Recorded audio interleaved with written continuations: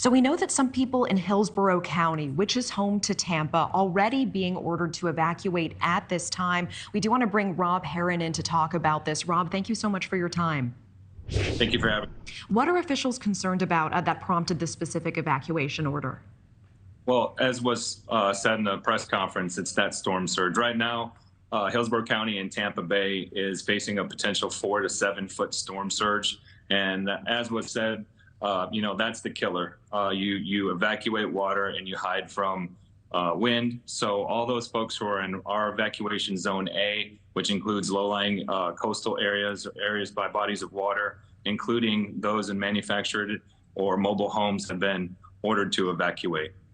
Can you speak more to storm surge specifically for those who don't live near the coast or have not experienced a hurricane or a storm of this magnitude before? What actually happens? How sudden is it? And what is the loss of life that one sees in storm surge?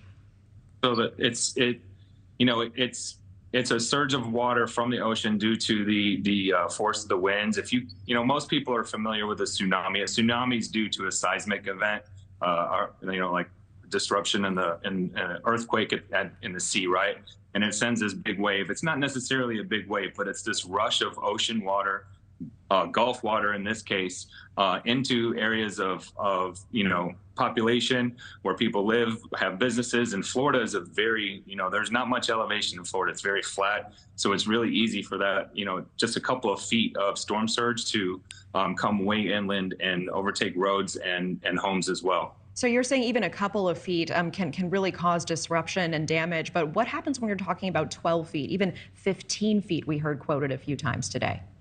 That just means it's going further, and that deeper into the inland, and that the folks that are coastal are going to have water, up to potentially the roofs of their houses. They'll be potentially seeking refuge from that on the roof if they did not evacuate. That's why these evacuations are so important, that the coastal residents and get out of that area, especially the ones really high storm surge potentials. And your area is still in the so-called cone of uncertainty. Does that make it even harder to ensure that people are prepping properly and even evacuating in time?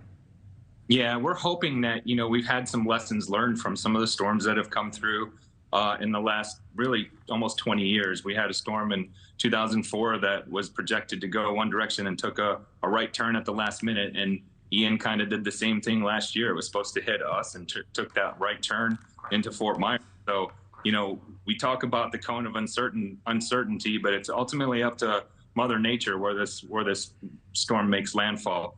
So, and even if it stays in this cone, we're on the east side of this storm, which typically is a little bit, more treacherous with tornadoes, heavy rain, and a lot of other hazards. Yeah, and the last hurricane that hit Tampa, of course, Ian, last year, one of the most destructive in Florida's history. What lessons were taken away from that storm that have helped prepare for this one?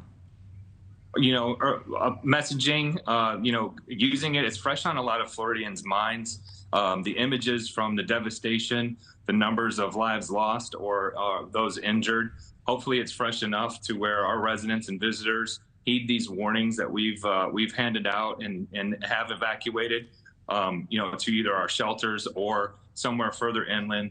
As was mentioned before, you don't have to go to Georgia. You just have to get out of the storm surge area 10, 15 miles inland, and you should be okay. So hopefully, that time and those images and the destruction that is fresh on our residents' minds, and they're heeding our warnings. Okay. Rob Herrin, we appreciate your time, especially in this busy time. Thank you so much. Thank you for watching. Go to newsnationnow.com to find News Nation on your television provider. And don't forget to click the red subscribe button below to get more of News Nation's fact-driven, unbiased coverage.